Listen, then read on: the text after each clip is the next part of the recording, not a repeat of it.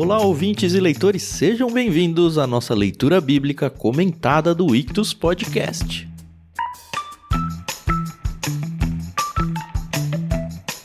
Eu sou Thiago André Monteiro, @vulgutan. Estou aqui com a Carol Simão e com o Thiago Moreira para a gente continuar o nosso passeio aqui pelo Evangelho de Lucas, o primeiro livro do Novo Testamento que a gente está fazendo aqui no LBC.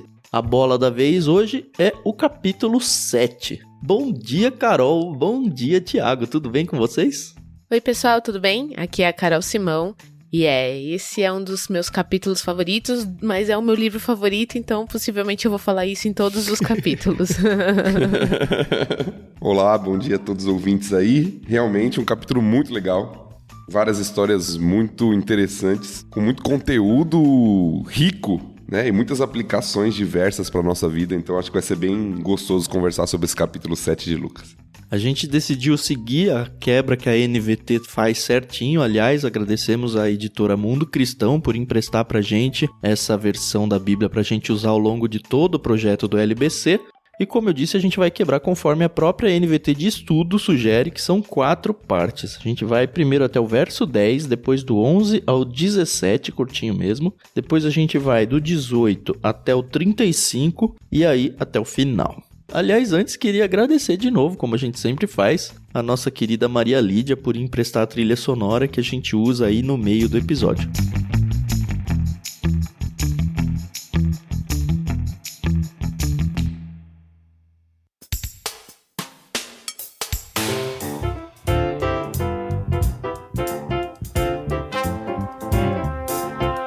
Muito bem, estou pronto para ouvir o começo do nosso capítulo 7 aqui e ver o que Jesus está fazendo. Então vamos lá, versículos de 1 a 10 do capítulo 7.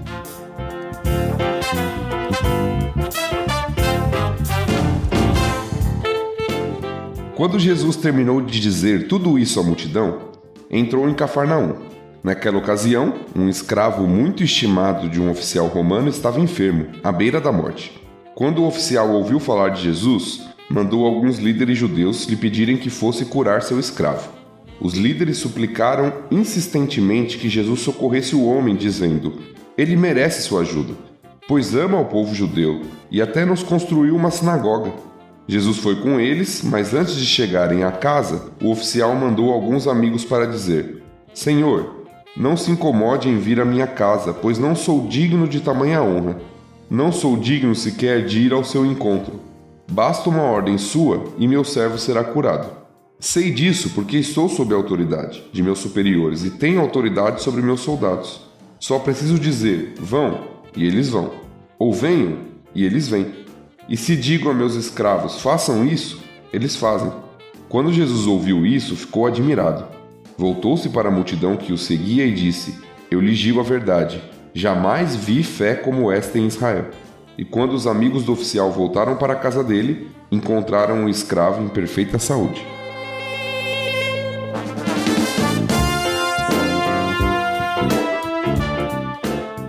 É muito louco essa cena, né? E pra mim um grande tapa na cara. Primeiro lugar na minha. Porque, assim, Jesus tá no grupo de judeus se apresentando como o Messias esperado pelos judeus. E os judeus têm tanta dificuldade de entender e tanta dificuldade de aceitar que ele é Deus, que ele é poderoso, que ele é o Cristo, o Messias. E isso parece ser tão natural para esse centurião, né? Acho que seria interessante a gente falar o termo aqui que a NVT não usou, é centurião. Uhum. Talvez o Thiago saiba explicar um pouquinho melhor do que isso, a parte burocrática da palavra aí. Mas voltando assim à minha ideia, é tão natural para ele, né, que passa a ser vergonhoso para os judeus e, no segundo plano, para nós cristãos. É como se um ateu hoje simplesmente aceitasse Deus com a maior das facilidades e a gente ficasse aqui patinando no dia a dia nas dúvidas de se Deus realmente vai fazer isso, se ele é poderoso para fazer aquilo e tudo mais. E o mais interessante é que é um centurião romano, né? É. E Roma era aquele país opressor, né, contra os judeus e tal. Então você vê como a fé dele superabundava mediante a fé dos judeus, né? Isso é muito interessante no evangelho todo de Lucas, né? Como algumas pessoas... Isso vai aparecer no capítulo 7 bastante ainda, né? Algumas pessoas que são vistas como pessoas de fora, incrédulos e incapazes, talvez, de chegar até a fé verdadeira em Deus, são retratadas como pessoas de fé. Como é o caso do centurião aqui, né? Só explicando um pouquinho do centurião, que o Tan mencionou. O centurião era um responsável por chefiar, né, liderar 100 soldados. Que era uma centúria, né? Daí veio o nome centúria, exatamente, uma centúria. Então ele era um responsável, um comandante de 100 soldados do exército romano. Alguns dizem que era até um pouco menor, que quando começou o nome eram 100 e depois eles diminuíram um pouco o tamanho para 60 ou 80. Porém, o que a gente sabe de fato é que ele era um líder, o que lhe conferiu uma posição especial dentro do povo, como a Carol destacou, que era o povo que governava a época, né? Quem realmente dominava ali aquela parte do mundo, pelo menos, na época. E lhe dava uma posição de prestígio, poder, dinheiro. Tanto é que ele faz alguns benefícios, como o texto mostra aqui, pro próprio povo judeu daquela localidade ali, né? De Cafarnaum. Aparentemente, esse centurião, ele não era opressor dos judeus, né? Ele era favorável aos judeus de alguma forma. Eu acho algumas coisas interessantes aqui. Uma é destacar que, assim, a gente tem acompanhado os judeus muito críticos a Jesus. O tempo todo tentando perseguir, tentando armar algum tipo de arapuca. Principalmente os líderes, né, Tan? Porque a multidão ainda o seguia, né? Aí você tem a multidão de judeus. Então. Mas os líderes religiosos, principalmente, se opõem, né? Mas o que eu queria trazer é essa ideia de que parece que... Acho que por causa desse negócio da multidão que você falou mesmo, né? Que as pessoas nessa cena... Elas estão mais ou menos favoráveis a Jesus, porque eles estão tentando convencer Jesus de, poxa, ele é tão bonzinho com a gente, seja também, né? E assim, não casa muito com a perseguição que Jesus está sofrendo dos judeus. Mas acho que o Thiago falou aí explica muito bem a situação, né? São os judeus do dia a dia comum que estão enxergando Jesus como alguém pelo menos especial, né? Talvez não exatamente como o Messias, mas um grande profeta, ou sei lá o quê. O que já revela um pouco de que os judeus, talvez dentro do meio deles, estivessem um pouco divididos. A liderança tentando conduzir o povo judeu para uma conclusão sobre Jesus e o povo concluindo uma coisa um pouco diferente, pelo menos. Nós temos visto, né, nas últimas leituras que nós fizemos, como Jesus já fez uma série de milagres. E isso traz uma multidão. Pelos seus milagres, pelos seus ensinos também. A gente acabou de ver o capítulo 6 do ensino de Jesus ali. Então isso atrai pessoas. Ao mesmo tempo, isso traz preocupação sobre os líderes que acham que ele é um impostor, na verdade, né? Então você tem um conflito dentro do povo judeu. Vamos colocar assim, o povão, que tá vendo o que ele tá fazendo e tá achando interessante isso. E os líderes religiosos que, de alguma forma, na visão deles, tentam proteger o povo pra falar, não segue não, que esse cara aí é um impostor, ele é uma farsa, né? Mas também não tem muito assim a ver, eu não sei como explicar, mas a gente sabe que o povo de Israel é o povo escolhido por Deus, né, separado pra adorá-lo. A gente já viu bastante disso ali em Gênesis, né, com o início com Abraão, Isaac e Jacó. E aí eu sempre fico assim me questionando. Por eles saberem que eles são um povo de Deus, tem também aquela coisa do elitismo, né? Só a gente merece a salvação, e eu nem sei se eu tô pondo as palavras corretas aqui. Talvez até um xenofobismo, não sei. Os dois, né? Elitismo e xenofobismo, né? Eu sou melhor que você, é isso. É isso. Então, mas aí o que eu fico pensando assim... Obviamente, depois a gente vai ver até mais pra frente com a mulher samaritana, o bom samaritano. O que eu tô querendo dizer, e eu não sei se eu tô conseguindo chegar nas palavras, é que Jesus, ele também veio pra quebrar essa coisa de, só vocês merecem, né? Porque a gente sabe que no final ninguém merece nada. Mas que os judeus, eles tinham muito essa coisa, né? Nós somos o povo escolhido, portanto, só nós merecemos o que há de melhor no mundo. E começa aqui essa questão de, o próprio centurião, ele não é um judeu. Pelo contrário, além de romano, ele trabalha para o governo romano. Mas ele era um homem que ajudava na construção de sinagogas e investia o tempo, dinheiro e demonstrava amor. Foi uma maneira também de começar a quebrar esse estigma, não foi? Ou é uma viagem muito louca? Não, eu gostei disso que você falou. Mas antes de responder sua pergunta, assim, de foi ou não é nem uma pergunta, né? Um comentário. Mas de se foi ou não um jeito de quebrar, eu queria voltar algumas casas aí e imaginar por que existia esse cenário com os judeus. E eu acho que é importante a gente fazer esse caminho porque esse cenário existe hoje em dia com os cristãos e os descrentes. Então eu quero trazer essa ilustração, que na verdade não é uma ilustração irreal, né? Aconteceu na história aí, e na verdade aplicar para os nossos dias. Vamos pensar de como surgiu o povo judeu. A gente já viu isso em Gênesis. Deus se manifestou a Abraão. Eu tô tirando toda a parte de criação, Adão e Eva, tá? Tô pensando justamente no povo. Deus se manifestou numa cultura politeísta para uma família, chamou um cara dessa família e falou: ó, cara, vem aqui, sai daqui porque aqui tem muitos deuses, eu vou ser o seu Deus. Foi Deus que se apresentou para Abraão. Vem aqui, eu vou ser o seu Deus, eu vou ensinar você sobre quem eu sou e você vai aprender o que é me seguir.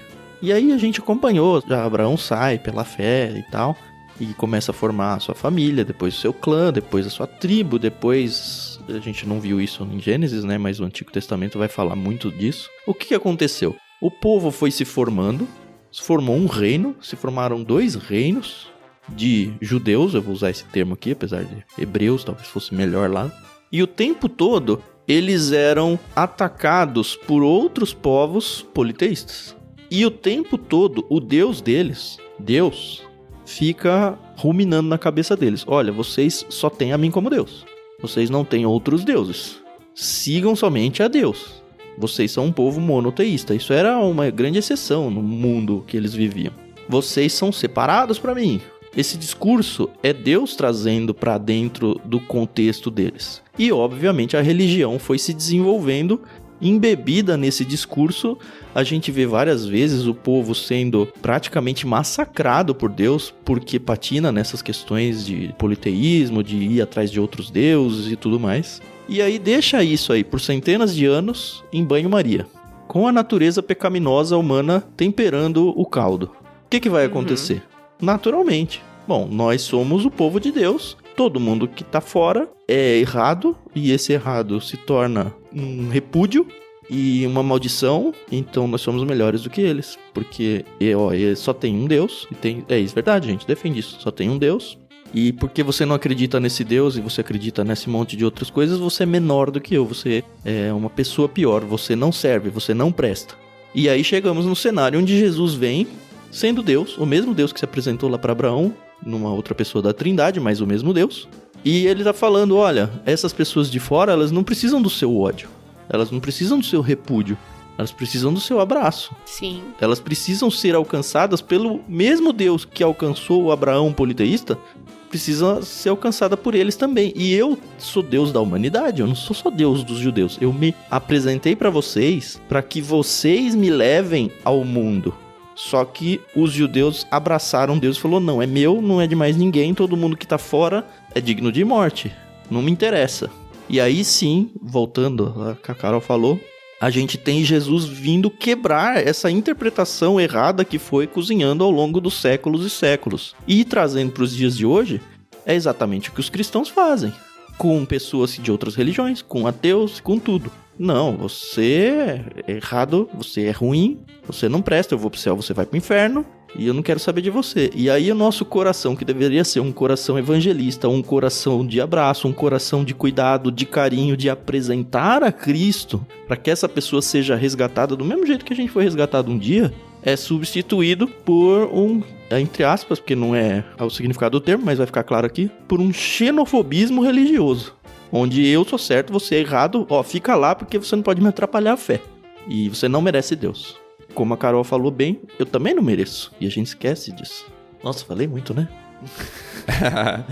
E é interessante lembrar que na chamada de Abraão, que você lembrou, a ordem de Deus e a promessa de Deus é que ele seria uma bênção para todas as nações. Isso. Então isso se perdeu de fato com o tempo, nesse panorama que o Tan trouxe pra gente aí, e o povo judeu via realmente o gentil como alguém inimigo mesmo, né? E não como alguém alvo dessa bênção que viria sobre as nações. Né? Não é à toa que Jesus vai trazer pra nós que nós devemos ser sal e luz. É a mesma coisa do que foi dito pros judeus. E agora o que a gente vai ver? Isso vai ficar claro nas cartas de Paulo quando a gente entrar. Deus tá meio que deixando o povo judeu de castigo, pra falar, olha, você é o meu povo escolhido? É. E eu acho realmente que ele vai tratar especialmente com Israel, porque tem promessas e tudo. Ao longo do LBC a gente vai se acostumando com essa ideia e vai acreditando mais nisso. Mas o que eu enxergo hoje é Deus falando: judeus, eu vou deixar vocês aqui no quarto de castigo, eu vou me apresentar aos gentios, vocês vão ver isso, vão se incomodar, porque vocês vão ficar com ciúmes de mim. Mas esse é o plano. Vocês que tinham que ser a luz do mundo não foram. Então eu vou dar um jeito aqui de alcançar essas pessoas, porque essas pessoas também são minhas. E aí depois eu volto aqui no quarto pra gente conversar. E de fato Deus vai fazer isso. É interessante vocês falaram algumas palavras aqui que me lembraram do texto, né, que a gente tá lendo do Centurião, que foi a questão do merecimento que a Carol falou. Eu não sei se vocês pegaram isso na leitura. Quando os líderes judeus foram pedir pra Jesus curar o escravo do centurião romano, eles falam: olha, faz esse favor, cura esse homem, socorre esse homem, porque ele merece sua ajuda. Uhum. Na nossa tradução tá aqui, assim, ele merece sua ajuda, ou ele é digno da sua ajuda. Ele não é um judeu, mas ele é quase, né? Porque ele tá sempre ajudando a gente. Então, mas olha que interessante. Isso, tem essa questão do patrocínio, né? Ele era um patrocinador, ele construía a sinagoga, mas parecia ser um homem muito piedoso, porque ele ama um escravo. E ele é o do exército, né? Exato, ele é um centurião, alguém muito importante, e ele se importa com um escravo. Isso aqui já é um choque no texto, porque o escravo naquela época era tratado de fato como uma propriedade. E um homem que tinha muitas posses provavelmente não tinha só esse escravo, ele devia ter vários escravos. Então ele se importa com esse escravo que está prestes a morrer, a ponto de pedir ajuda para um homem que estava curando pessoas na época, no caso de Jesus aqui. Mas ele é destacado como alguém digno. Só que quando Jesus tá indo, ele manda alguns amigos dele para falar: olha, não precisa vir até a minha casa porque eu não sou digno de recebê-lo. Na verdade, eu não sou digno nem de ir ao seu encontro. Então, os líderes judeus apresentam o homem como um homem digno, mas o homem se apresenta como alguém indigno. Esse digno e indigno, nesse ponto, acho que vale a gente falar um pouquinho sobre o motivo cultural até, religioso e cultural de por que eu não sou digno, né, de receber Jesus.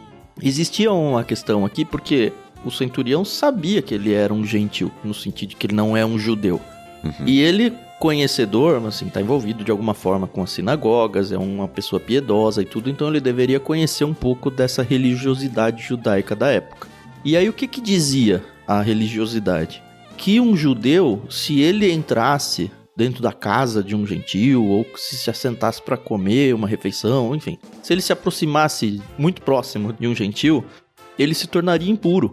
E aí ele ia ter que passar por cerimônias de purificação e, enfim, toda essa parte burocrática da religião judaica aí. E ele sabe que se Jesus vier, como Jesus é um mestre judeu, ele vai se macular. E isso vai aparecer muito no próximo trecho que a gente vai ler. Ele vai se manchar, ele vai se tornar impuro.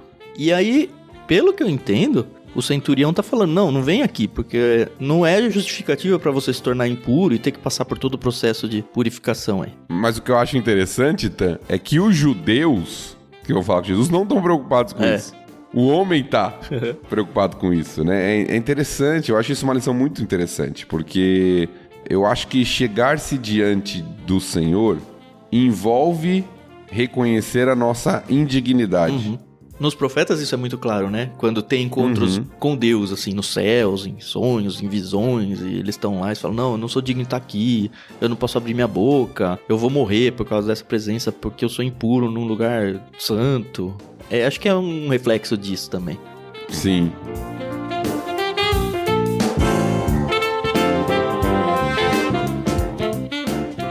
E tem uma outra coisa interessante aqui, né? Que eu acho que é o que assusta mais quando a gente tá lendo. Porque a gente já veio acompanhando os capítulos anteriores, vendo Jesus curando pessoas. Ele já curou a sogra de Pedro, ele já curou pessoas que procuravam, várias pessoas a gente já viu, que procuravam ele.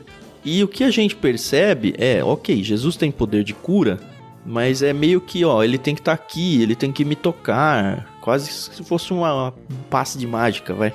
Onde a presença de Jesus, o toque de Jesus é que faz toda a diferença. No entanto, a gente vê várias vezes, praticamente em todos esses milagres de cura, Jesus concluindo: a sua fé te curou, a sua fé te salvou. E ele não dá o crédito pra ele dá o crédito à fé da pessoa nele. E aqui é a primeira vez que a gente vê algo mais extraordinário ainda, como se uma cura milagrosa já não fosse extraordinário o suficiente, né? Que é Jesus curar alguém que tá muito longe. Não, pode ir, é só a sua palavra. E é interessante que não é Jesus que ensina isso. É o centurião que, vendo o que Jesus estava fazendo, e aparentemente ele não tinha feito isso dessa forma nenhuma vez, e entendendo o que é essa questão de submissão, que é muito patente em exércitos até hoje, né? Alguém acima de você na hierarquia do exército, se falar alguma coisa, é certo, você tem que fazer. Não existe a possibilidade de não se fazer. E ele interpreta o ministério de Jesus assim. Ele fala: não, se você falou, tá dito. E aí assusta nós que estamos lendo, obviamente assustou as pessoas que estão lá, e inclusive assustou, né, no sentido de espanto, até o próprio Jesus, que falou: cara, olha, um descrente, um não-judeu entendeu muito mais que vocês, que eu sou o dono de qualquer coisa. Se eu quiser estalar os dedos aqui e lá, depois do oceano acontecer alguma coisa, vai acontecer, porque eu mandei tudo. É muito louco isso. E é interessante, né, temos a primeira cura à distância aqui, né, como o Tam mencionou. Mas é interessante porque a gente não sabe se Jesus conheceu esse centurião romano, né? É verdade. Vocês perceberam isso? Não tem contato Sim. de Jesus com o homem. Pois é. É tudo por outras pessoas falando. Terceiros, né? São os líderes judeus falando, depois os amigos que vão lá encontrar e falam: olha, você não precisa vir. E aí eles falam a fala do centurião, mas o centurião não fala diretamente com Jesus. Eles falam: ó, se o senhor, assim como eu sou, né, líder de um exército, eu falo, façam isso, eles fazem, se o senhor fizer isso. Mas Jesus não chega até a casa do homem. Talvez Jesus nunca conheceu esse homem. É verdade. A gente não sabe, né? O relato não nos fala depois. Então, não precisou nem ter contato entre Jesus e esse homem direto para que esse homem tivesse fé em Jesus. Será que essa é a comprovação bíblica de que, vamos desenhar um cenário aqui, algum conhecido do Tiago, que eu não tenho a menor ideia de quem é, tá doente. E aí o Tiago fala pra mim: poxa, tem um conhecido meu que você não conhece que tá doente. E aí eu falo: não, eu vou orar por ele. E aí olha só que interessante, eu não conheço a pessoa, não sei nem o nome dela, pergunto Tiago, qual que é o nome dessa pessoa, só pra, enfim, ou usar na minha oração, que também não quer dizer que eu precise, mas enfim. E a oração é eu conversando com Deus para que Deus haja na vida de uma pessoa que eu não conheço. É o mesmo caminho aqui, né? Ou seja, faz sentido a gente orar para que Deus, que pode curar à distância, a gente aprendeu isso hoje, cure uma pessoa que a gente não tá perto. Eu não preciso ir até lá, impor as minhas mãos na testa da pessoa. Não sou eu que faço nada, é Deus. E o acesso que eu tenho a Deus é tão direto quanto de qualquer cristão em qualquer lugar do mundo. E acho que é isso que ele pede pra gente, né? Ter esse relacionamento, orar uns pelos outros e tal. E ele tem poder pra curar se ele quiser. Então, ore pelas pessoas que você não conhece, inclusive.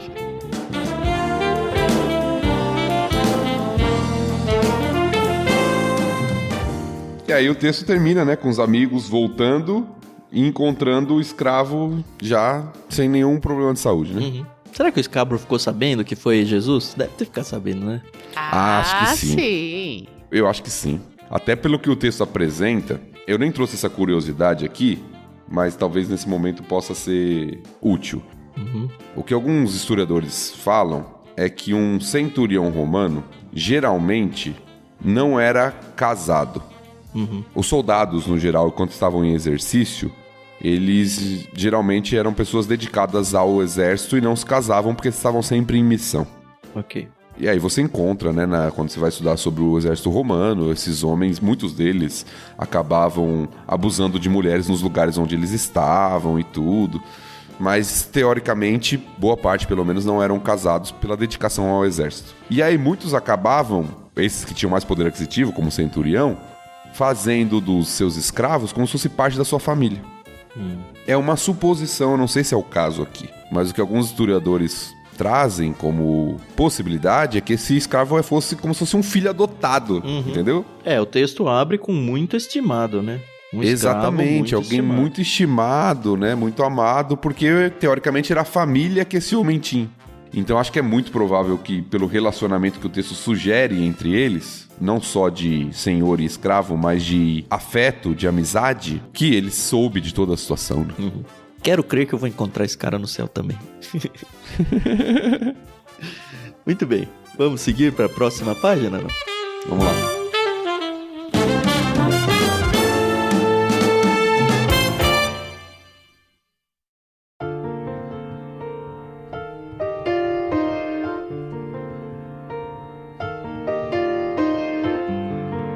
Muito bem, então vou fazer a leitura do verso 11 até o 17.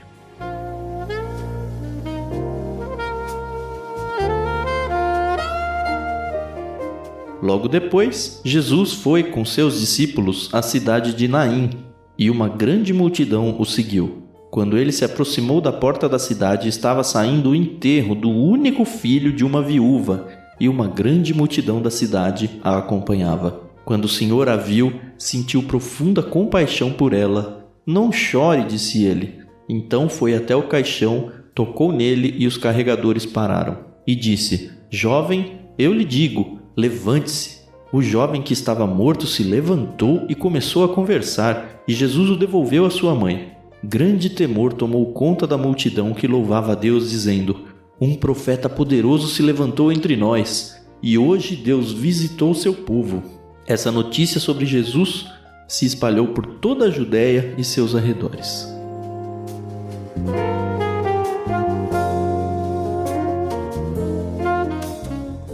Primeiro eu queria saber quem é Naim. Naim é o nome da cidade, mas pelo que eu dei uma pesquisada, não é muito claro até hoje, com arqueologia, onde é exatamente. Mas é provável que seja próximo de Nazaré. E Judéia aqui provavelmente, de novo, é aquele texto dizendo o grande grupo, se for isso mesmo, né? Tomando a região de Israel como um todo, porque Judéia está no sul e aparentemente Jesus ainda está na região norte aqui. Tá bom. Existe uma cidade atual, chamada, né, com o nome atualmente, chamada de Neim. Isso. Alguns sugerem que é a mesma, mas não é certeza. Porque você não tem muita informação no texto geográfica, né? Só fala que Jesus foi para uma cidade, continuou o seu ministério aí para uma cidade chamada Naim. Mas a gente não sabe exatamente... Não tem um Naim do lado de... Então a gente não sabe exatamente onde ficava, né? Provavelmente quem estava lendo isso aqui da época sabe onde era. E a gente tanto faz saber certeza. Onde era ou não, né? Mas tem algumas coisas interessantes aqui que podem passar batidos se você não tá muito atento. A primeira que eu queria trazer. A gente tem um contexto aqui que é uma viúva. A gente já sabe que a viúva normalmente ela já é excluída, é uma pessoa à margem da sociedade, que perde o seu filho. Ou seja, ela se tornou ainda mais à margem da sociedade. Por quê? A esperança de uma viúva, a esperança de vida de uma viúva, era ser sustentada pelo próprio filho. Só que ela perdeu isso. Agora ela se tornou uma viúva sem filhos ainda. Então o texto dizendo que é o único filho dela, ela vai se tornar uma pessoa 100% dependente de tudo. Porque uma mulher, naquele contexto, ela não, sei lá, não tinha emprego, não tinha sustento, não tinha nada. O sustento era do seu marido. Ela, não tem marido. Tem então seu filho que vai trabalhar e cuidar da mãe. Não, também não tenho mais. De novo, a gente vê Lucas aqui muito preocupado em contar pra gente as histórias dos excluídos da sociedade, em mostrar como Jesus se importa com essas pessoas. E a segunda, que a gente mais ou menos já falou no primeiro, é o fato de que durante o enterro, a gente vê que Jesus, olha só no verso 13, quando o Senhor a viu, sentiu profunda compaixão por ela, não chore, disse ele, e então foi até o caixão, tocou nele, é isso que eu queria trazer, tocou nele e os carregadores pararam. Jesus tocou num caixão. E um judeu se toca em mortos, ou em caixão, ou em roupa de mortos, ele se torna impuro também. É verdade. E eu acho que muito mais impuro do que visitar a casa de um gentil, como foi no primeiro trecho que a gente leu. Só que Jesus sentiu compaixão por ela. E, cara, isso não importa. Não importa essa impureza. O que importa são as pessoas. E eu vou me importar com essa pessoa, e é o primeiro milagre de ressurreição que a gente vê aqui, né? Até agora, pelo menos. A gente vai ver alguns poucos milagres de ressurreição, assim, bem declarados, que a gente vai ver aqui ainda vai ser o Lázaro. Tem a Thalita lá, a Thalita Cumi, né? Que é a menininha, a filha do Jairo, né? Talita não é o nome dela, né? Talita é o termo que ela fala, Talita comia, levante-se menina, né? Uma coisa desse tipo. Uhum. Mas eu gosto de pensar que ela chamava Talita. E assim, a gente vê uns outros que falam, Jesus também ressuscitou muitas pessoas, mas não tem a descrição muito detalhada. Acho que é só isso que o Novo Testamento conta pra gente. Mas que a gente se deparou, esse é o primeiro. E de novo, é uma surpresa, né? A gente já viu Jesus curando, tirando demônios. A gente já viu agora há pouco Jesus curando a distância. E agora a gente vê Jesus revivendo uma pessoa. É impressionante demais isso, cara. É impressionante. A gente não tem hoje em dia relatos de pessoas que chegam e voltam à vida, assim, sabe? É um negócio muito, muito louco. A gente lê e se acostuma com o texto bíblico e fala, beleza, ressuscitou. Cara, não, para. Ele ressuscitou uma pessoa. Tanto que assustou todo mundo, e é interessante que esse todo mundo não entendeu que ele era Deus, né? Entendeu que ele era um grande profeta, o que me dá uma tristezinha no coração.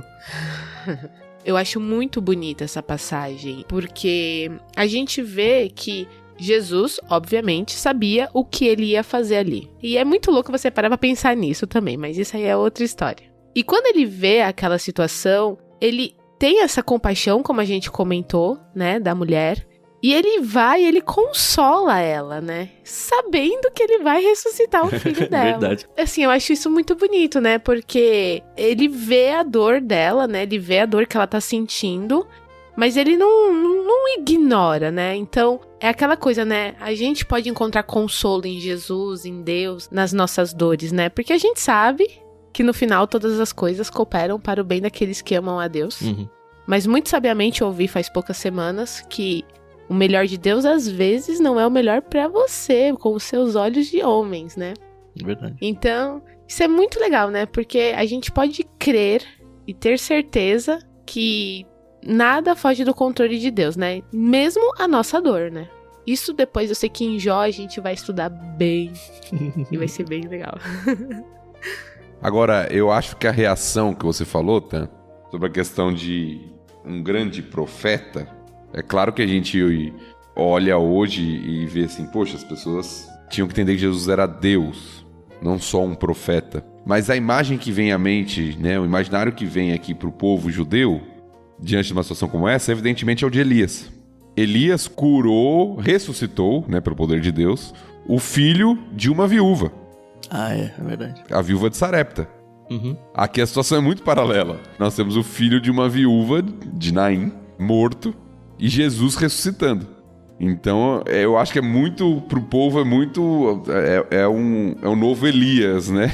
Hoje Deus visitou o seu povo, é algum grande representante de Deus, como profeta, exatamente, verdade. Exato, né? Então, acho que é o que vem no imaginário das pessoas, é justamente o que Elias fez lá atrás. É a mesma coisa que Jesus fez aqui, trazendo da morte um jovem, e o Tan já mencionou bem a questão, tanto da questão social, o que se implicava para uma viúva. A gente vê muito o cuidado com a viúva sendo destacado tanto no Antigo quanto no Novo Testamento, porque na sociedade eram pessoas totalmente vulneráveis. E ela perdeu as duas fontes de renda, né? De sustento. O marido, por isso que ela era viúva, evidentemente, e agora o filho único, que era um jovem, o que o texto diz é que ele era um jovem, e provavelmente já iria, ou até de alguma forma já estava envolvido com o sustento daquela família. Então aquela mulher não perdeu só pessoas que amava, ela perdeu a forma dela sobreviver na vida.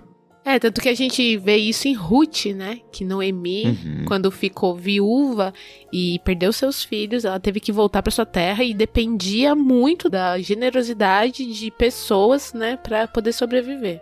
Exatamente. E quantas hoje precisam da gente, né? E a gente não pode fechar os olhos também, né? Pra situação das pessoas necessitadas, que estão precisando de sustento e não tem como conseguir. É nosso papel também cuidar delas. E a questão que o Tan destacou pra mim é a questão principal do texto, na verdade não só desse texto, mas de todo o capítulo, que vai além do capítulo, evidentemente, que é a questão de como Jesus, ele vai vencendo, entre aspas, as questões de barreiras, sejam culturais ou religiosas ali, né? Então, se Jesus tocasse no caixão ali, né, ele ficaria impuro. Na verdade, Jesus não fica impuro. Pelo contrário, ele faz com que o jovem ressuscite. A pureza passa pra dentro do caixão. Exatamente, né? Ele não é contaminado. Ele, entre aspas, contamina, né? Com a vida. Sim. Aquele jovem. Então isso é muito interessante de ver no texto. E a reação do povo, né? De temor e de louvor a Deus. Que era o grande objetivo dos milagres de Jesus. A gente às vezes se pensa na pessoa, e de fato a pessoa que está recebendo, a Carol destacou bem a compaixão de Jesus pela viúva e tudo. Mas o grande propósito dos sinais, e João vai falar muito disso no seu evangelho, era mostrar quem era Jesus. E o povo aqui, ó, eles louvam a Deus, cheios de temor, ou seja, eles reconhecem que Jesus é, pelo menos, né, como a gente viu, um grande profeta, ou seja, alguém que vem de Deus. E que deveria ser ouvido. Mas é natural isso, porque mesmo acreditando que ele era o Messias prometido, eles não esperavam um Messias Deus, eles esperavam um Messias rei, um novo Davi. Eu acho que essa ideia de Deus encarnado é muito louca pra cabeça deles, não faz nenhum sentido. A gente vê que até os próprios discípulos, os apóstolos deles, demoram muito pra entender o que significa isso, sabe? Demoram demais, e a gente vai ver na sequência do texto aqui que os seguidores de João estão confusos também. E o próprio João, de alguma forma. Exato. Que era o cara que já, no ventre da mãe dele, já tinha reconhecido Cristo, né? Mas ele esqueceu do que tinha acontecido na barriga da mãe dele.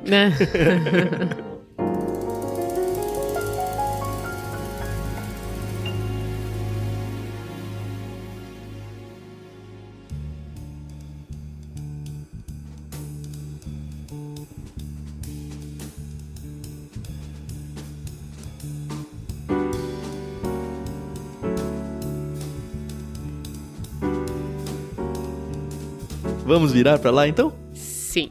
Vamos. Então, Carol vai do versos 18... Isso, ao 35? Ao 35, isso.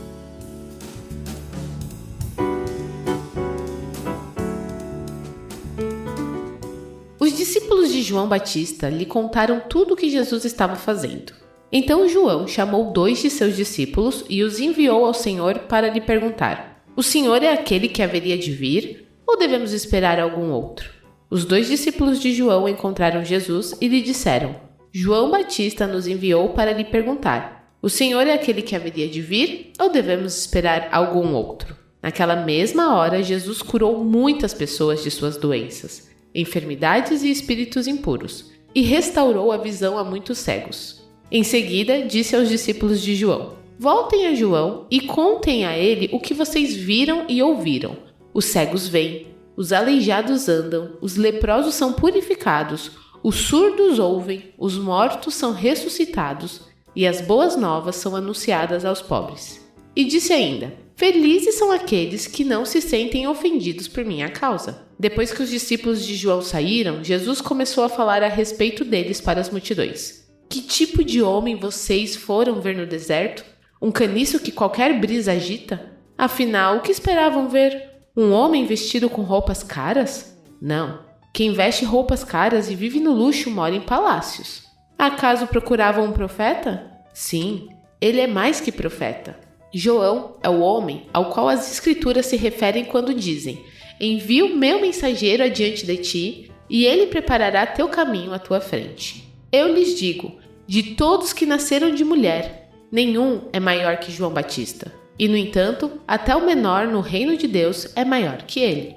Todos que ouviram as palavras de Jesus, até mesmo os cobradores de impostos, concordaram que o caminho de Deus era justo, pois tinham sido batizados por João. Os fariseus e mestres da lei, no entanto, rejeitaram o propósito de Deus para eles, pois recusaram o batismo de João. Assim, a que posso comparar o povo dessa geração? Perguntou Jesus. Como posso descrevê-los? São como crianças que brincam na praça. Queixam-se a seus amigos. Tocamos flauta e vocês não dançaram. Entoamos lamento e vocês não choraram.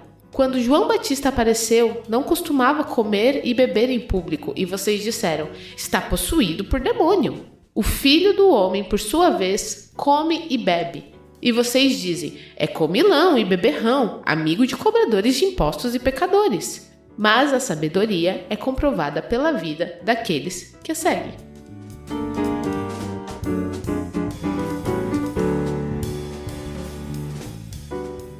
Gente, Jesus é top, né? E sabe o que eu acho fantástico? Eu visualizo a cena. Ele tá lá, aí chegam os discípulos de João. Ah, você é aquele que há de vir?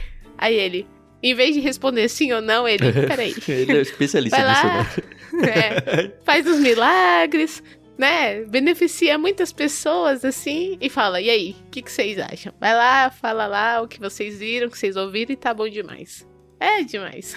Eu acho que é muito interessante isso mesmo, é muito didático, né? A gente fala muito de didática, né? Mas é muito... Jesus, ele sempre ilustra seus ensinos de forma a ficar muito clara para as pessoas. Mas eu acho que o texto tem muito a ver aqui, e até o questionamento que João Batista pede para seus discípulos ir fazer, é João Batista que está pedindo, é interessante isso, tem muito a ver com a questão da expectativa messiânica. João Batista foi separado, Tano já lembrou, lá desde o ventre, para preparar o caminho daquele que viria, mas ele nasceu em uma cultura, mesmo vivendo seu ministério de forma meio eremita, né? No deserto e tudo, ele foi influenciado por uma visão e uma cultura de quem seria o Messias. Sim. E a visão de quem seria o Messias é um libertador político, militar do povo de Israel. E Jesus começou o seu ministério e João Batista, de alguma forma, provavelmente está esperando. E agora? Ele está reunindo um exército? Ele está se rebelando contra Roma? Ele vai libertar de alguma forma Israel? E ele não está vendo isso acontecendo. Até agora ele só curou o servo de um centurião. Então ele pergunta, e aí, é o Senhor mesmo que haveria de vir? Vamos esperar algum outro? Ou seja, o Senhor vai começar ou não vai? E essa resposta que a Carol falou que Jesus não deu claramente, né? Eu acho que ele deu claramente do jeito de Jesus. Porque o que ele fez? Não só ele fez os milagres, mas ele trouxe à mente de todo mundo Isaías 35.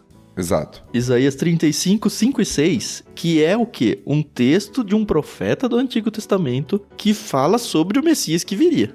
E o texto diz o seguinte: quando ele vier, abrirá os olhos dos cegos e os ouvidos dos surdos, os aleijados pularão como o cervo e os mudos cantarão de alegria. E aí tem um ou outro texto de profetas, de outros profetas, que também dão alguns indícios daquilo que ele fez. Mas eu acho que esse é o texto mais claro e eu acredito realmente que ele tinha em mente exatamente esse texto de Isaías. Ele falou, olha, você não estava esperando alguém que fizesse isso, isso, isso? Tô fazendo aqui, ó. Tá aí a sua resposta. Exatamente. Jesus está alinhando a expectativa, mostrando que o Messias viria para fazer o que ele estava fazendo. Responde e corrige a expectativa ao mesmo tempo, né? Exato. E é claro que tem o aspecto político-militar do Messias. O que o judeu não conseguia compreender na época é que não viria imediatamente, mas viriam em 2 períodos diferentes. E o segundo a gente não viveu ainda, né? É a segunda volta de Cristo. Que é o retorno de Cristo, exatamente. Então, isso para o judeu era estranho, eles não tinham como saber isso mesmo, a revelação é progressiva. Então eles não entenderiam, eles estavam esperando esse aspecto militar que vai vir ainda um dia no futuro, mas que não era o objetivo da primeira vinda de Jesus aqui. Nós acreditamos que Jesus vai voltar e vai governar terrenamente aqui e tudo mais. A gente vai chegar nisso um dia. Amém. O mais bonito é que Jesus não precisou falar assim para os discípulos de João. Ah, lembra lá do profeta Isaías? Então, presta atenção. Só o fato dele fazer, né, já remete ao que eles aprenderam, né? Eu tava lembrando, teve um episódio aí que eu tava chorando as pitangas que eu não decorava local de versículo, né? E que eu até brinquei e falei, ó, Jesus usou na tentação contra o diabo lá um texto bíblico, mas ele não falou, ó, tá lá em Deuteronômio. Dessa vez ele usou um texto bíblico e nem falou que tava na Bíblia. Você que saiba aí. Mas eles sabiam.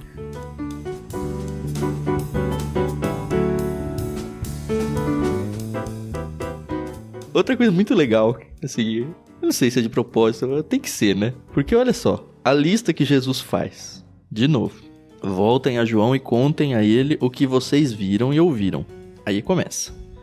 E é interessante porque a lista, pra mim, é progressiva no sentido de que o que é mais impressionante? Os cegos vêm. Cegos não deixaram de ser cegos. Os aleijados agora estão andando. Os leprosos são purificados. Os surdos ouvem. Os mortos são ressuscitados. Podia acabar aí, porque é o ápice, ressuscitar um morto. Mas não, tem um ápice maior ainda. As boas novas são anunciadas aos pobres. Uhum. Que assim, pode ser tão absurdo, porque são pessoas irrelevantes. São pessoas que não importa. Mas não, olha, as boas novas, a salvação está sendo anunciada para eles. Isso é tão surpreendente quanto ressuscitar um morto, sabe? Que é o que Jesus acabou de fazer, né? É, exato. Acabou de ressuscitar o filho da viúva, né? Aham.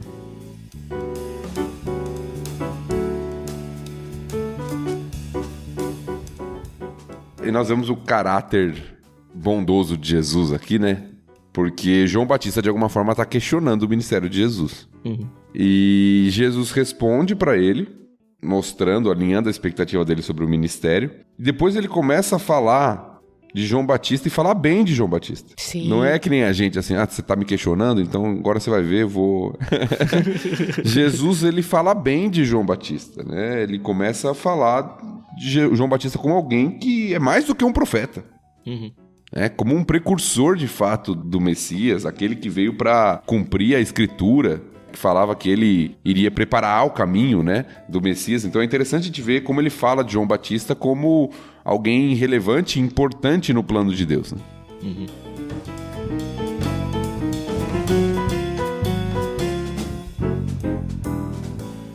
Eu queria entender melhor. Eu acho que eu entendo isso, mas não vou colocar a minha interpretação, porque pode ser que vocês tenham uma resposta melhor e talvez corrija a minha interpretação. Mas eu queria entender melhor esse verso 28. Eu lhes digo, de todos que nasceram de mulher, nenhum é maior que João Batista, e, no entanto, até o menor no reino de Deus é maior que ele. O que quer dizer isso? Eu sempre interpretei com ninguém é melhor que ninguém. A minha interpretação é o seguinte, a gente tem que tomar cuidado mesmo, porque parece-me ser uma espécie de comparação, e pelo que eu li aqui em alguns comentaristas, até comum. Uhum. É uma comparação de exaltação de João Batista, mas ao mesmo tempo de exaltação de uma realidade superior. Que é o reino de Deus. Exato. Então Jesus exalta João Batista no sentido de que, olha, não tem ninguém como ele é mais do que um profeta, como foi dito anteriormente, dos que nasceram de mulher não tem nenhum como ele, pela posição que foi escolhido de preparar o caminho para o Messias. Uhum. Porém, no reino de Deus, o menor é maior do que isso, do que essa questão. Não está dizendo que João Batista não está no reino. Uhum. Alguns podem falar, tá vendo? O João Batista ele é o maior dessa realidade, mas ele, na verdade ele está fora dessa. Não, eu não entendo assim. Eu entendo que ele está falando, olha, João Batista é o maior dos profetas, mas até o menor do reino é mais importante do que ser o maior dos profetas nessa realidade aqui. Uhum. Eu sempre levei a interpretação para um lado assim. Eu queria ver, se estiver errado, me corrijam mesmo, tá? É meio que uma porta de separação entre o Antigo e o Novo Testamento, no sentido de que João é o último, e por causa disso, até por ter profetizado a vinda de Cristo e a coisa ter sido cumprida nos dias dele, é o maior dos profetas. E a partir daqui eu não preciso mais desse conceito do profeta, pelo menos não o conceito do Antigo Testamento, porque o Messias chegou e trouxe com ele, de alguma forma, o reino de Deus. Se veio completo, se ainda tá por vir, então isso tudo a gente vai discutir aos poucos. Mas a partir de agora, qualquer pessoa que tiver fé em Jesus faz parte do reino de Deus. Então essas pessoas, os pobres, que ele acabou de falar, se tornam, de novo aí entre aspas, mais importante do que João. Por quê? Porque agora é chegado o reino de Deus e agora cumpriu-se tudo que todos aqueles profetas disseram. Então agora a gente entrou no Novo Testamento. Eu não sei se é muito viajado isso ou faz sentido. Não, eu acho que faz sentido, né? Ele é o precursor, ou seja, ele é o último dos profetas, entre aspas.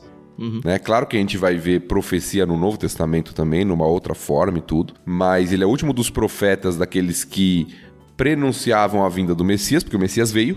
Uhum. Então ele é o último dessa realidade, né? Como outros fizeram, como Isaías, por exemplo, que Jesus está citando aqui, fez. Uhum. Falando do ministério do Messias.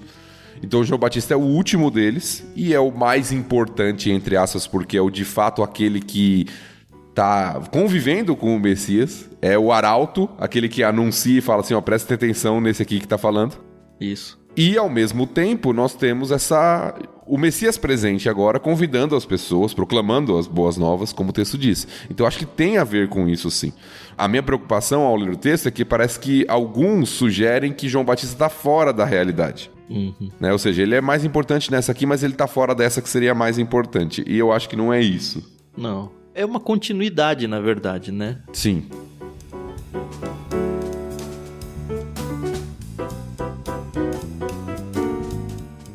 E nesse último trechinho aqui é muito legal de ver que Jesus, assim, primeiro, pelo menos pra mim, ele já dá a deixa de que ele vai começar a falar por parábolas. Ele já dá umas ilustrações que não são exatamente parábolas, mas já tá quase lá. E Lucas é lotado de parábolas, a gente vai ver um pouquinho mais à frente aí nos capítulos que virão. Mas basicamente o que ele tá dizendo é, não importa o que eu venha dizer, vocês vão discordar de mim. Se eu mandar dançar, ele faz a ilustração dos meninos, né? Se eu tocar flauta, vocês não dançam. Se eu lamentar, vocês não choram. Veio João Batista, que era de um jeito, vocês criticaram que ele era de um jeito. Aí vim eu, que era o oposto do que João Batista fazia, e vocês estão reclamando do mesmo jeito. Então não importa o que eu faça, vocês não querem comprar o discurso de jeito nenhum. E vocês vão reclamar de quem vier. Parece um pouco com o que a gente faz hoje também, né? É interessante a ilustração das crianças, né? Eu nunca tinha entendido bem essa ilustração. Aí eu fui estudar, fui ler algumas coisas e parece que fez mais sentido, né? É mais ou menos assim, as crianças elas estão imitando uma cerimônia festiva, como se fosse um casamento. Mas os amigos não querem brincar disso. Aí eles vão brincar de outra coisa, então. Eles imitam um funeral, lamentos, mas os amigos também não querem brincar disso. E aí, né, Jesus compara, João Batista, ele viveu uma vida isolada, não participou de banquetes, né, não comia, não bebia em público. Então falando, esse aqui esse é um maluco aí, né, tá possuído por demônio. Aí o Jesus vem, come, né, participa dos banquetes e fala, esse aqui é um comilão. Ou seja, vocês são os amigos que não querem brincar com nenhum dos dois, entendeu? Não dá pra agradar mesmo, né?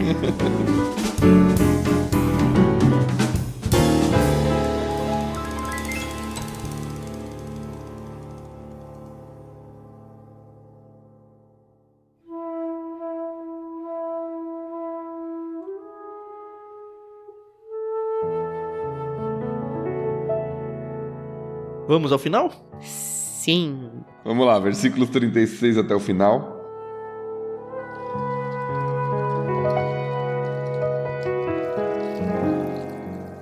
Um dos fariseus convidou Jesus para jantar. Jesus foi à casa dele e tomou lugar à mesa.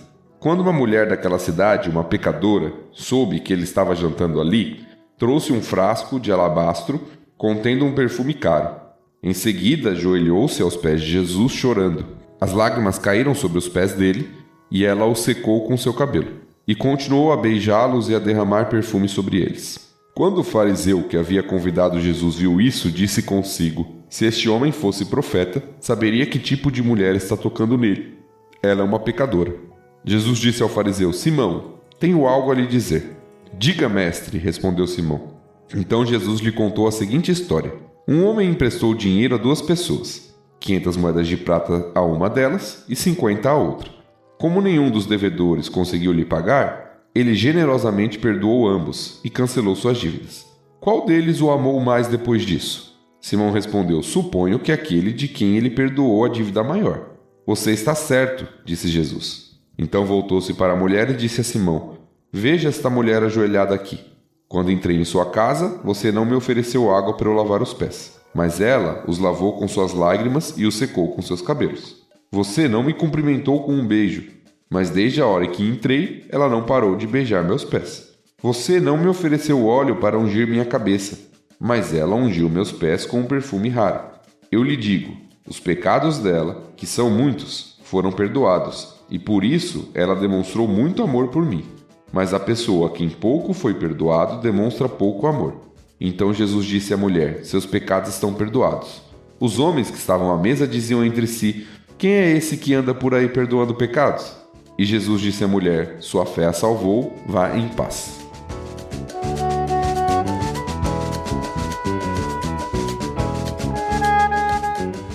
Cena linda, né? Nossa, a gente fica arrepiada. E é muito mais bonito quando você entende todo o contexto, que eu tenho certeza que vocês vão saber explicar direitinho. Pode explicar, Carol. Não, é porque senão eu vou atropelar aí. Mas a questão de dar água para lavar os pés, né? Porque antigamente era terra batida e eles usavam sandálias, né? Enfim. Eu acho que antes da gente entrar nos significados das coisas, aqui esse texto ele tem um abismo cultural e de hábitos muito grande em relação ao nosso. E acho que vale vencer essa barreira primeiro, para depois a gente começar a conversar algumas coisas. A primeira pergunta em relação a isso é: que raios uma mulher nada a ver tá fazendo dentro da casa do Simão aqui? Quem convidou ela? Essa é uma pergunta válida. Por que ela tá lá? Segunda é: como é que Jesus pode estar sentado na mesa e ela tá lavando os pés nele? Não faz sentido, ela tá sentada embaixo da mesa, sabe? É umas coisas que, se você não conhece a cultura, você não vai sacar. Então vamos tentar. Se eu esquecer alguma coisa, vocês vão me cortando aí. A primeira: quando tinha um banquete, assim, uma refeição oficial, era comum a casa ficar aberta para qualquer pessoa ir lá presenciar a solenidade, vai. Sim. E muitas vezes, inclusive, esse jantar era feito na área externa da casa, para que as pessoas pudessem ouvir. Porque era mais que um jantar, era uma espécie de debate teológico, né? Ah, legal. Mas esse qualquer pessoa é entre aspas, né? Porque aparentemente essa mulher é uma prostituta. Pelo discurso aqui, não tem exatamente essa palavra, mas pelo discurso fica quase muito claro disso. E é muito estranho que uma prostituta esteja ali. Apesar da casa estar aberta, é estranho. Nossa, o que essa mulher tá fazendo aqui? Assim, eles não iam proibir, porque, como a gente falou, era um local aberto, acesso aberto, mas não é exatamente para qualquer um chegar, não. Mas ela vai. Então já tem uma ousadia dela aí. A segunda é que nas refeições, a mesa ela era baixinha. E aí tinha tipo umas almofadas em volta, onde as pessoas ficavam debruçadas meio que de frente, meio que de lado, apoiadas, talvez com o joelho ou assim com o cotovelo, comendo com uma das mãos, e os pés, que eram sujos, todos virados para trás. Então todo mundo ficava meio debruçado numa mesa baixinha. Uma espécie de divã. Isso. Por isso que Jesus tá à mesa, só que os pés deles estão lá para trás. Então o que a mulher fez foi ir atrás de Jesus e aí ficar lavando os pés. E aí tem a questão da cortesia cultural que o Simão não cumpriu com a vinda de Jesus. Porque, como o Tiago falou, foi um debate teológico. Ele é um mestre, ele é um rabi. Jesus é considerado como um rabi aí que vai lá discutir. Então é esperado do anfitrião uma solenidade muito grande para receber esse rabi. Só que o Simão não faz isso. O que seria essa solenidade? Olha, você tá vindo da rua, como a Carol falou, com o pé cheio de terra, sujo. As pessoas usavam sandálias, ninguém tinha Nike ainda. E não tinha rua pavimentada, então chegava, você tem uma cerimônia de lavagem de mãos, lavagem de pés. No milagre lá em Caná da Galileia, a gente vai chegar a isso um dia. Acho que nem tá em Lucas isso, né? Mas que tem a cerimônia de casamento e tudo. Ah, tá. Eu acho que é João. Tem os potes de purificação, que é esse tipo de lavagem. A lavagem da mão, lavagem do pé. Então um dia a gente vai chegar nesse texto aí. Mas era esperado que, olha, um convidado de honra, ele vai ser recebido com honra. Então a gente vai ungir a cabeça dele com óleo, que era um símbolo da honra que ele está recebendo ali. A gente vai lavar os pés dele. E a reclamação que Jesus faz aqui é que o anfitrião não fez nada disso. Mas a mulher, que era uma prostituta, eu vou cravar aqui, acho que era mesmo, ela tá fazendo isso de um jeito mais absurdo ainda, assim, mais impressionante ainda. E tem uma última coisa ainda, que aí já começa a entrar no texto, que é o fato dela soltar os cabelos. Uma mulher soltar publicamente os cabelos praticamente dava a prerrogativa para que as pessoas matassem ela. Ela já era uma prostituta, mas enfim, era uma coisa muito desonrosa de soltar os cabelos publicamente. No entanto, ela faz isso com uma facilidade para usar os cabelos como toalha, que é mais impressionante ainda para a cena como um todo. Esqueci alguma coisa ou não? Não, eu acho que é isso mesmo, né? Eu acho que é esse o contexto geral. Lembrando que, né, um detalhe importante, os convidados para esses jantares, geralmente, como o Tan falou, eram mestres, intérpretes da lei, pessoas que eram envolvidas com essa parte, eles jantavam e conversavam sobre a lei, geralmente. E as pessoas poderiam ir lá e ouvir, elas não poderiam participar do banquete. Nem do debate, né? Nem do debate, exato. Porque isso é muito importante para o judeu, porque sentar-se e comer à mesa envolve comunhão e associação. Uhum. Então essas pessoas podiam ir até o local, mas ficavam um pouco à distância ouvindo. E agora nós temos uma mulher que não fica tão à distância ouvindo. Ela chega e toca em Jesus. E aí é o problema que o texto Toca sugere. em Jesus, solta os cabelos, com exato. todo mundo vendo, as pessoas comendo. Ela causa um desconforto, assim. É um elefante branco dentro da sala ali. Sim. Exatamente. E o curioso é que Jesus, ele não chega reclamando, né? Ah, como assim? Não tem água aqui pra eu lavar meus pés. Ele só fala quando Simão reclama da mulher, né? Simão não reclama, Carol. Eu acho legal você ter dito que ele reclama, porque a leitura primeira a gente já vê, o Simão deu uma resmungada ali, mas não, ele pensa dentro dele ali. Nossa, é verdade. E Jesus conhece os pensamentos. É muito interessante, porque Jesus não fala, Simão, você tá falando coisa errada. Não, Simão não falou. E aí Jesus vem com essa parábola, historinhas de Jesus muito legais, pra fazer o Simão entender, o Simão concluir, né? Fala, não, isso aqui é muito mais amor. Olha como a gente tá num debate teológico aqui, né? Ele tá falando alguma coisa e eu vou mostrar aqui toda a minha sabedoria concluindo certinho dentro da ilustração que ele deu. E aí, toma ele uma patada. E é interessante que o pressuposto do Simão, nos seus pensamentos, que Jesus conhecia, é que Jesus tornou impuro. Lembra que a gente falou da impureza, né? Isso. Por quê? Porque a mulher tocou nele.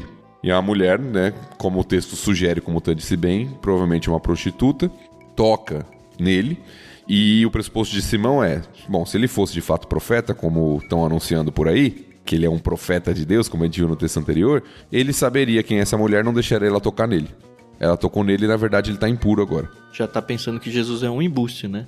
Uhum. É igual aquele vidente que você bate na porta dele e ele fala, quem é? Ele fala, não é vidente, posso ir embora. Ai, gente. Só pra dar uma descontraída, cara. As pessoas dizem que eu sou engraçado. Eu já falei isso pra Renata. Eu falei, Rê, as pessoas estão dizendo que eu sou engraçado. Eu falei, mas já gastou sua graça já com os anos de casamento. Falar uma coisa que nada a ver com o texto, não precisa nem deixar no episódio. Tem aquele filme do Mel Gibson, A Paixão de Cristo, né, que ele dirige.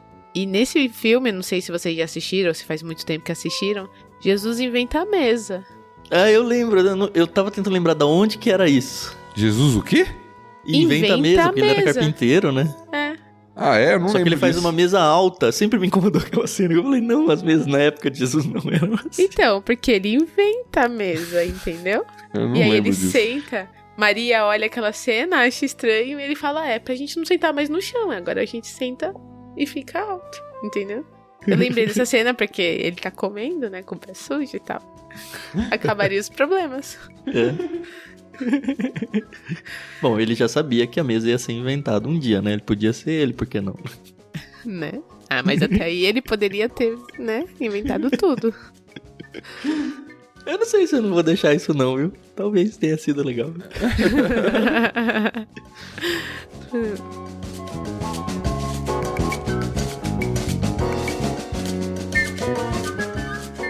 Bom, aí vem a parábola, né? A história que Jesus conta. E também é legal contextualizar monetariamente a coisa.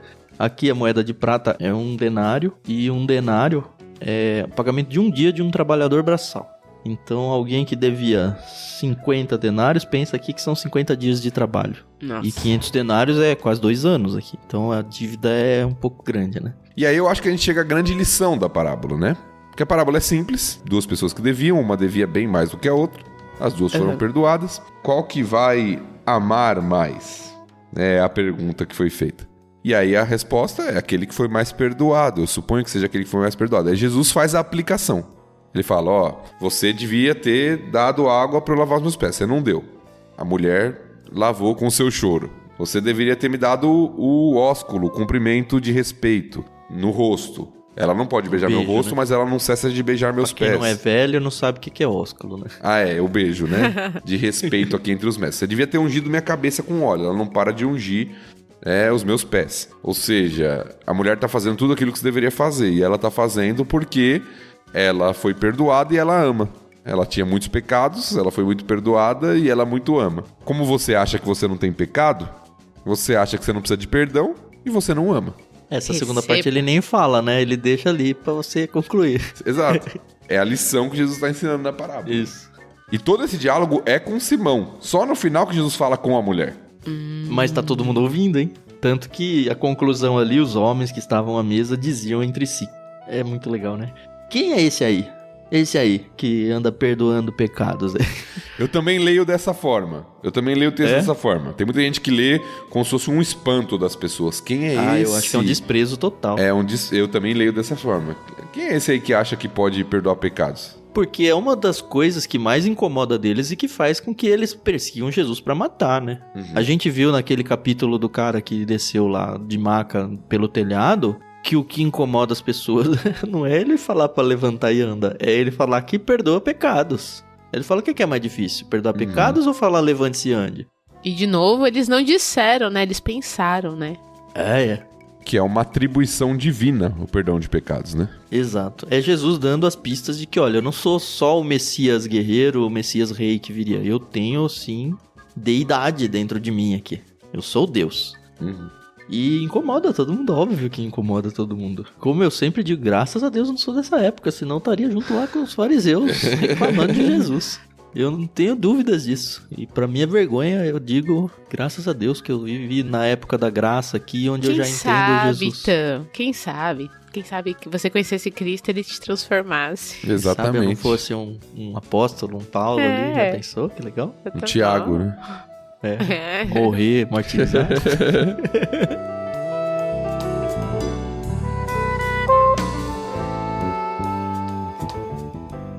E aí Jesus encerra o capítulo, né?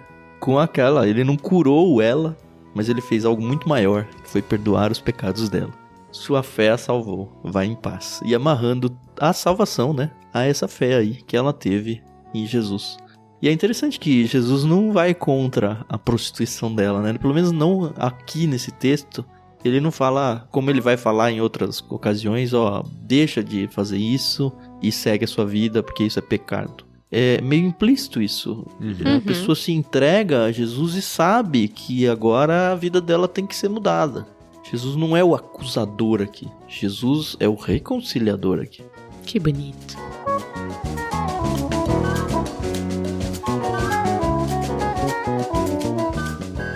Pois é, gastamos um tempão enorme aqui com Lucas capítulo 7. Acho que a conclusão desse capítulo, assim, a minha conclusão é que esse capítulo está falando principalmente sobre essa questão do impuro. Em todos os textos que a gente passou, teve isso meio que como mote. E a gente vê Jesus causando o bem entre as pessoas que tem que causar o bem e causando no sentido mais causar, de gerar turbulência nos líderes religiosos que estão cada vez mais irritados com ele.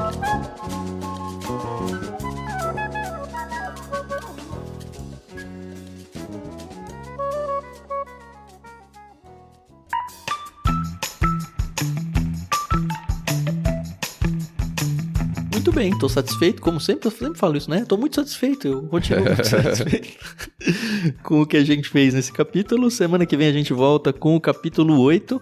E muito obrigado, senhores ouvintes. Não esqueçam, a gente tem o nosso canal no Telegram, t.me/leitura bíblica comentada. Por lá vocês podem trazer suas dúvidas, trazer algum ponto a mais que a gente acabou não falando, conhecer outras pessoas que estão acompanhando o projeto com a gente. Façam parte lá com a gente, tá sendo bem gostoso conversar com vocês. Apresentem esse podcast para outras pessoas. É um jeito de você evangelizar. Você tem vergonha de evangelizar e não sabe como falar. Vamos ouvir isso aqui, olha que legal que eu conheci, você não tem curiosidade? Apresenta pra pessoa, de repente é o estopim que faltava para vocês começarem a conversar sobre assuntos da Bíblia. A ferramenta tá aí, use da melhor maneira possível, Deus vai te dar com certeza sabedoria. Não se esqueçam de orar por nós, por favor, nós precisamos muito da oração de vocês. Se você puder, a gente realmente pede, porque realmente a gente precisa. Considere ser um dos nossos mantenedores. Esse projeto é caro, a gente tem dedicado muito das nossas vidas nisso. E a gente não tem cobrado nada de ninguém para entregar esse conteúdo para vocês. É um conteúdo que vai andar aí por anos. Então você, pessoa física, ou você que está envolvido numa igreja local aí, fala, olha, eu quero conversar com a minha liderança para de repente abraçar vocês como um projeto missionário aqui da nossa igreja. Entre em contato com a gente pelo e-mail contato@clubeictus.com.br. Ou procura a gente no Telegram, é muito fácil conversar com qualquer um de nós três. E vamos conversar que a gente precisa também desse braço de vocês aí para ajudar nessa área. considerem assinar talvez um dos planos lá no Clube Ictus. A gente tem vários planos de infantis e adultos. Você pode dar de presente para um sobrinho, para um filho. Conheça tudo lá em ictus.com.br. Inclusive o Thiago, que é professor e coordenador de cursos lá do Seminário Logos, agora o pessoal que assina o Plano Bíblia está sendo curado agora em 2022. Não sei quando você está ouvindo esse episódio, né? Mas em 2022 o pessoal lá do seminário tem escolhido os livros no Plano Bíblia. Não curado como Jesus fez aqui, assim, né? É, curado de curadoria mesmo, de selecionar as obras enviadas. Mas você foi curado também, Thiago. Olha, perdeu até o fim da piada aqui. Desculpa. Mas enfim, o Thiago tá lá na liderança do seminário. Ele, junto com outros professores, tem escolhido os livros do Plano Bíblia. E mais do que isso, eles têm oferecido para todos os assinantes do Plano Bíblia mini aulas interagindo com os livros que foram enviados mês a mês. Então você também pode fazer parte disso. Basta assinar o Plano Bíblia que você vai receber todo esse conteúdo. E é isso, muito obrigado de novo, Carol, Thiago. A presença de vocês sempre alegra a minha semana. Ai, que beleza, muito obrigada, é uma honra realmente fazer parte desse projeto. Então, pessoal, obrigada pela paciência, audiência, e a gente se ouve em Lucas 8. É isso aí, vamos continuar Lucas 8, algumas parábolas conhecidas no próximo capítulo, texto bem interessante também. E vai ser gostoso a gente continuar aprendendo junto sobre Jesus e sobre a palavra de Deus. Que Deus te abençoe.